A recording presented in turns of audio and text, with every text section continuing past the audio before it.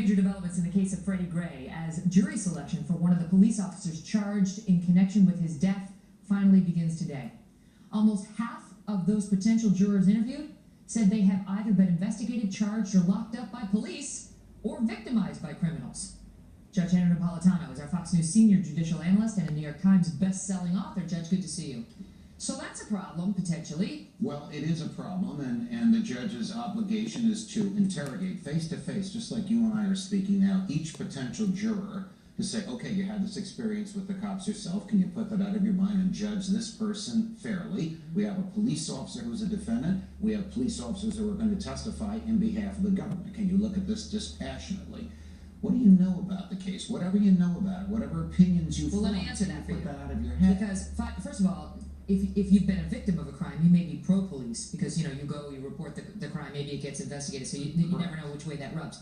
But they were asked, of the 75 to 80 potential jurors who were questioned in the first pool, every single one indicated they were familiar with the case and with the city's $6.4 million settlement in a civil case. The most troubling aspect of this case, when a series of events give rise to both a criminal proceeding and a civil proceeding, it is the rule of thumb everywhere in the United States of America.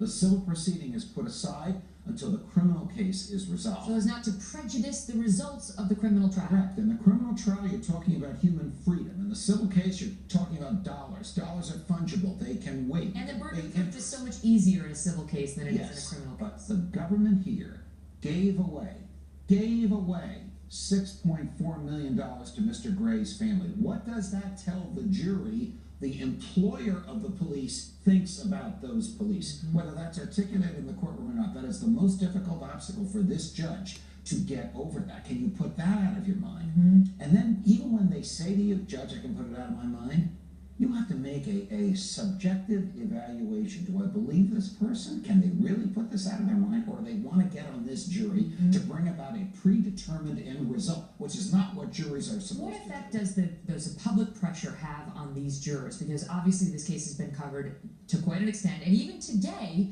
there was chanting, there were protesters chanting outside of the courtroom. The defense did not object. And there was no obvious reaction from the jury pool, but they hear that. They know they are being watched carefully. I think the public pressure is terrific. Had I been the judge in this case, I would have granted the motion for a new venue, meaning move the trial to Annapolis or another major city in Baltimore where the public pressure is less.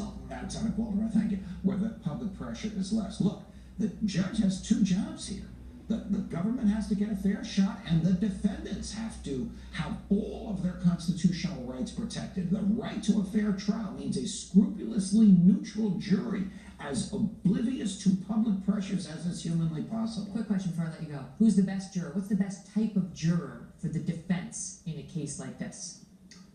Someone who has had no familiarity with the police and can judge this behavior dispassionately, because the defense is going to point out an expert witness who will say, here's what the police are supposed to do, and here's exactly what they did. No